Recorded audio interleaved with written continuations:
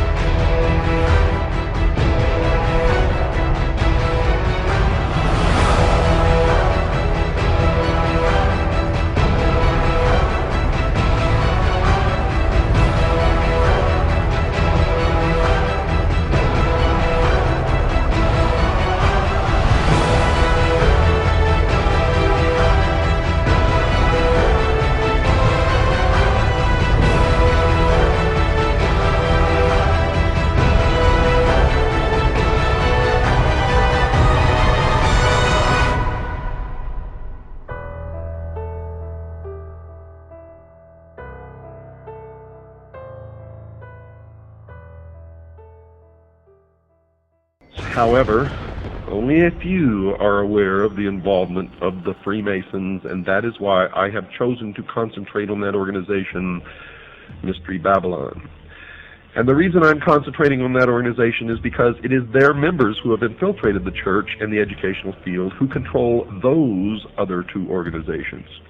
So really there's only one organization that needs to be dealt with, and that is Freemasonry. So, Masonry conceals a great mystery inside its temples, one that is connected somehow to the New Age movement.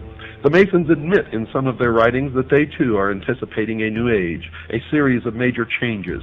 Henry Clausen, the past sovereign Grand Commander, the equivalent of their president of the Scottish Rite of Freemasonry, has been quoted as saying this, quote, "We look towards a transforming into a New Age using, however, the insight and wisdom of the ancient mystics," unquote. The Masons claim that the things that they believe in are as old as the ancient civilizations. They also claim that these mystics, the ancient philosophers, had the wisdom of all ages and that somehow this knowledge has become lost through the centuries.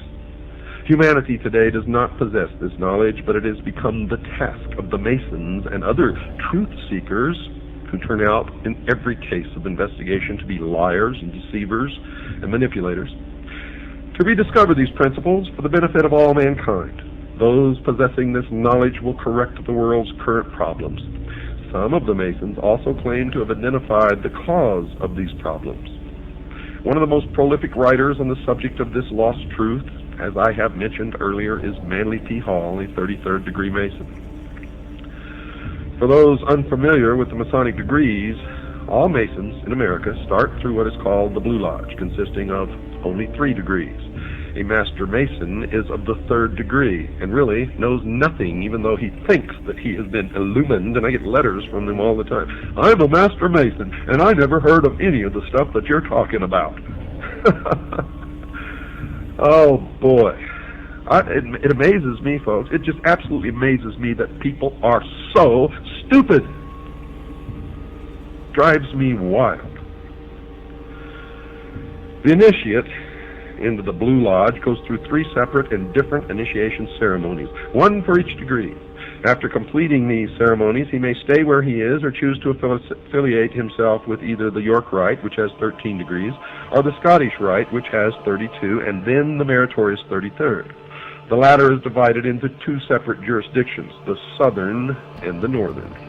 And these are based primarily on state borders, and whether one joins one or the other depends on where the initiate lives. The 2 Scottish rites have an additional 29 degrees, making for a total of 32.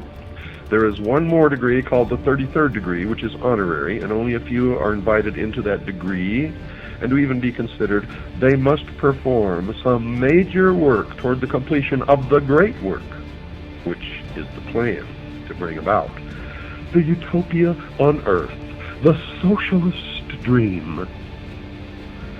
The York Rite has a total of 9 degrees. However, since little has been revealed about this order, we will concentrate on only the Scottish Rite, and in particular the Southern jurisdiction. Well, I've since discovered that the York Rite has a total of 13 degrees, folks, not just 9.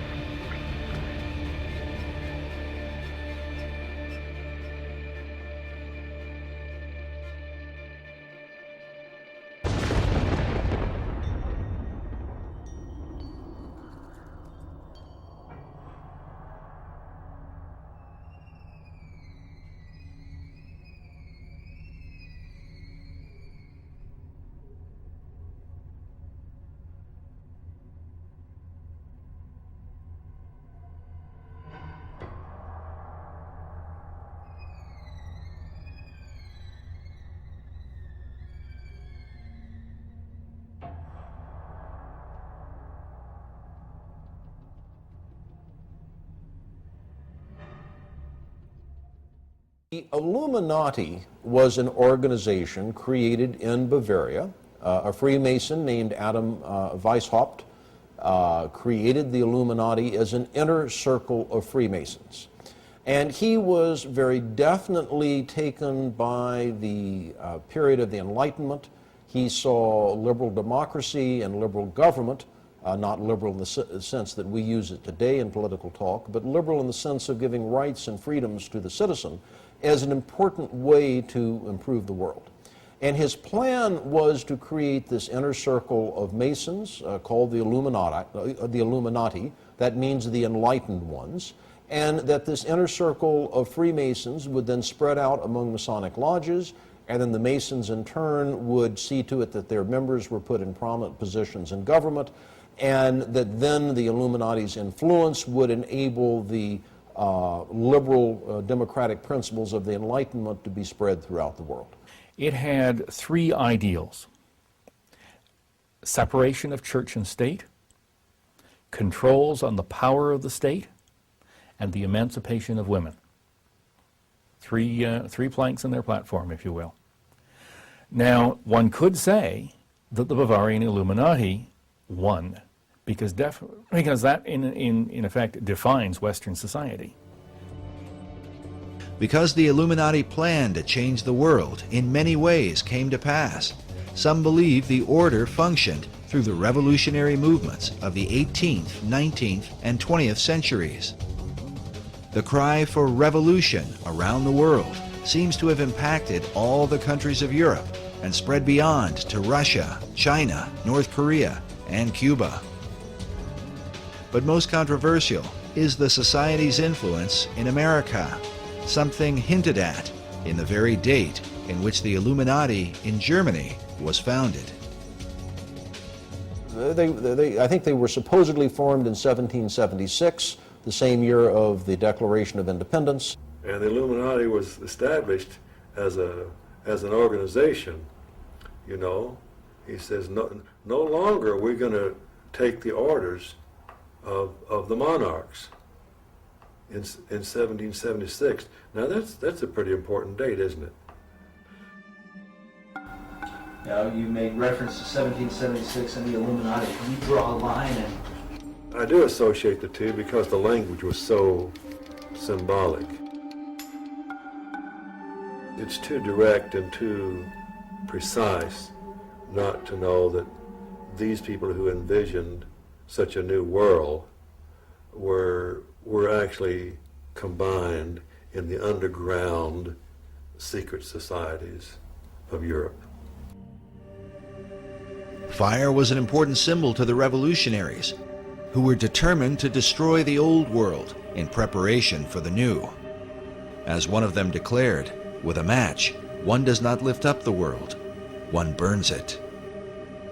Weishaupt's Bavarian Illuminati sparked the flame of the revolutionary faith, but some researchers believe that at some point their flame was put out. They lasted about 10 years. Now, what lasted for centuries after them was the rumor and reputation that there is a secret inner circle of Freemasons that are plotting to take over the world. John Robison in Scotland wrote a book, Proofs of a Conspiracy, where he talks about how the Illuminati are trying to take over Masonic lodges, and Masonic lodges are trying to take over the world. But the American lodges, by and large, externally, we know, did not accept that because it wasn't needed. However, it doesn't mean that there were lodges within the United States that did. You had to have had some Freemasons that were members of the Illuminati, but were they in control of any lodges? Don't think so, because it would be against the law. In the lower levels, they could talk all they wanted about it, but to get together as a group, as a function, as Freemasons, they couldn't. There was an Illuminati scare. How frightening is this? We've always known there was a Masonic lodge down the street. Could they be infiltrated by the Illuminati? Are they secretly trying to take over our government? All of this is foolishness. The Illuminati went out of business after about 10 years. They never spread beyond, much beyond Bavaria, certainly never to the United States. It seems logical to some that Weishaupt's organization was disbanded by 1786 after it had been discovered and outlawed by the Bavarian government the year before. But others point to a letter written by George Washington on October 24, 1798, 12 years after the Illuminati had supposedly ceased to function. Writing to the Reverend G.W. Schneider, Washington acknowledged the presence of Illuminati doctrines at work in America. The Reverend Schneider had sent Washington a copy of the book, Proofs of a Conspiracy Against All the Religions and Governments of Europe, by Professor John Robison, saying that his book gives a full account of a society of Freemasons that distinguishes itself by the name of Illuminati, whose plan is to overturn all government and all religion. For many researchers, the presence of the all-seeing eye floating above an unfinished pyramid stands as clearest proof of the Illuminati at work in America. Yes, I believe the symbol on the dollar bill, the truncated pyramid, is directly related to the Illuminati. According to Dr. Billington, it was the Bavarian Illuminati that put the fire in the minds of men and compelled them toward a global revolution to change the world. Is it possible that this philosophy is at work in America today? By our efforts, we have lit a fire as well, a fire in the minds of men. It warms those who feel its power. It burns those who fight its progress.